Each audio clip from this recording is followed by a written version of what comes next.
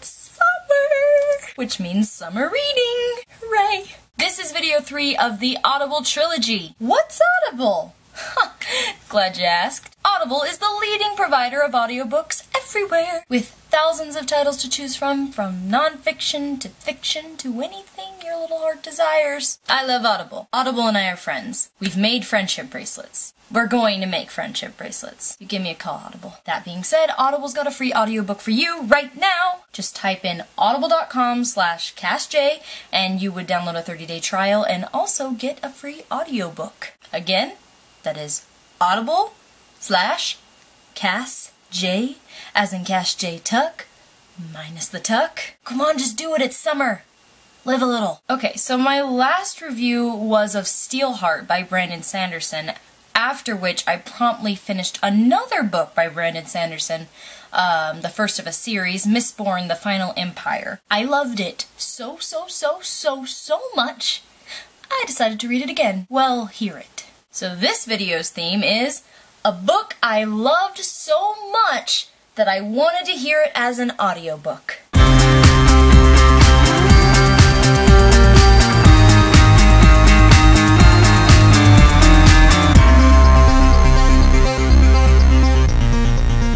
What makes Mistborn so special that I decided to review it back to back with another Sanderson novel pretty shamelessly? Everything.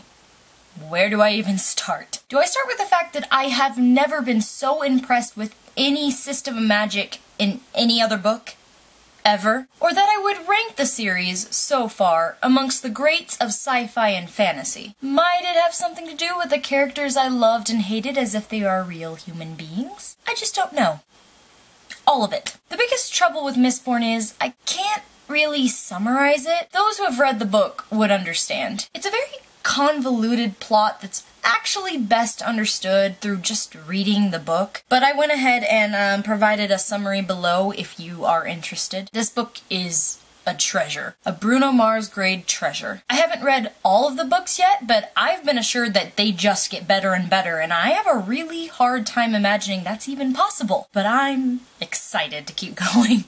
For those of you who have seen my Steelheart review, and if you haven't, keep going, I believe that Sanderson's strongest talent is world building, and honestly, this book is just another testament of that. The system of magic in this book, Allomancy, is completely unique and very impressive. I mean, Allomancy itself is really cool, but the way Brandon Sanderson writes it makes it just so intriguing for the reader. Now, I'll admit to something to you. Sometimes when I read fantasy novels and it gets to the part where this is how my magic works, I get really bored. This was a problem for little Cassidy, for she would skip the pages and then be very confused later. Which is probably why Prisoner of Azkaban wasn't as cool to me the first time around as it was to all my peers. Don't worry, I've gotten out of the habit, I believe, and Prisoner of Azkaban is real good. Now, Allomancy. It's basically the act of swallowing certain metals, and then you burn the metals which are in reserves within you. And the metals you burn provide different strengths and powers depending on which metal you have burned. Mistings get to use one metal. Mistborn get to use all of the metals. Now, one of the qualities of this book that really fantasy, sci-fi, and I mean all authors really, but mostly with fantasy and sci-fi, should take note of is providing a set of rules. And, more importantly, sticking to them. Not straying. No. And he is very clear about his rules. In every good sci-fi and fantasy, there's a set of rules. Just look at Orson Scott Card and Tolkien. Freaking Tolkien. There are histories, there are the way that this magic works, and this is why politics are going this way, and these are our rules. These are our rules. We stick to these rules. I'm emphasizing this because I've yet to read a more than decent book that has strayed from this rule. We're all familiar with those kinds of stories that last minute break the rules, like just for the sake of the hero defeating the villain. Like they've got this set of magic, for example, and then suddenly the hero does something that you're not supposed to be able to do because he is the hero and he needs to win. This feels contrived, and I don't consider it very good writing. Anyway, this is important to me because if you want to establish a world beyond and different from the one we live in, you need to establish rules. And that's hard. Sanderson does it just right. See, I don't want to give too much away about Allomancy and the rules in general because a lot about the rules and what you learn are like the twists and turns of the story, so yeah, I'm being nice. You're welcome.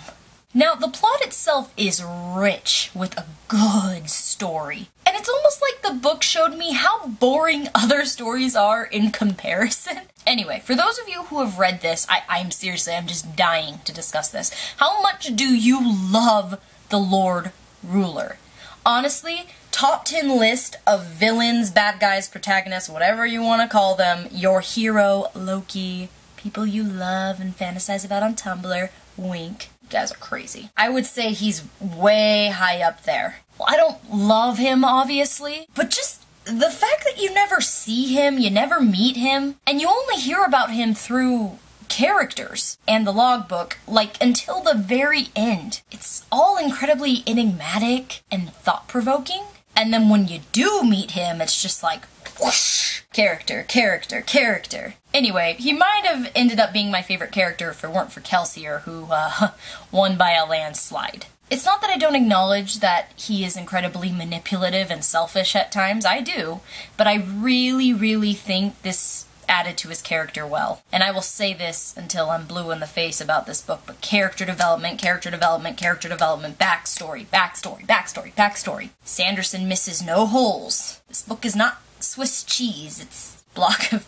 cheddar. Shut up, Cassidy. His character is very complex and real, and I just love him. I don't care for Ven. From the beginning until, like, the final 50 pages of the book, I didn't care for Ven.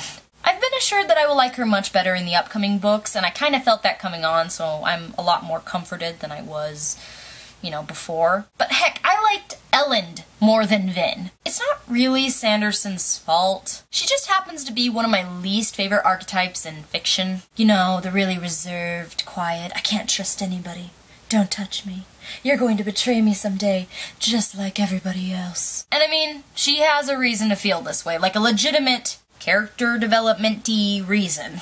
That's just my own bitterness. I've just kind of gotten sick of that kind of character. But like I said, I came to like her a lot more at the end, and I've been assured that she's better later, so, we'll see. I also adored the crew.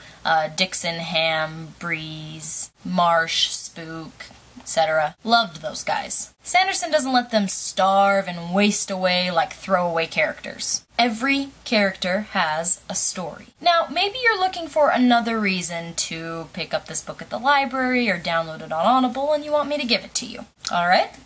That's what I'm here for. In your lifetime, you will read a zillion books that have generally the same plot as each other, the same theme, even the same cast of characters, with minor difference that make the books technically different. What comes from this unhappy reading pattern? Predictability. How many times have you read a book and thought, oh, he's going to die. Oh, he died. Oh, they're going to kiss. Oh, they kissed. A charming person with a dark demeanor reveals to another person that they are some crazy magical being, and the other person should stay away from them. What happens next? They fall in love? Do you want to read something that is unlike anything you've read before? I'm nodding my head for you. Yes, you do. Of course you do. This is why you need to read Mistborn. The final empire is not anywhere near your run-of-the-mill dictatorship overruling an empire and everybody's sad. No, no, no, my friend. If you have not read this yet, you need to pick it up. You've got a surprise in store. I really liked this on the audiobook. The reader didn't try too hard to make all the different voices for the different characters too overwhelming, or he didn't make them underwhelming either.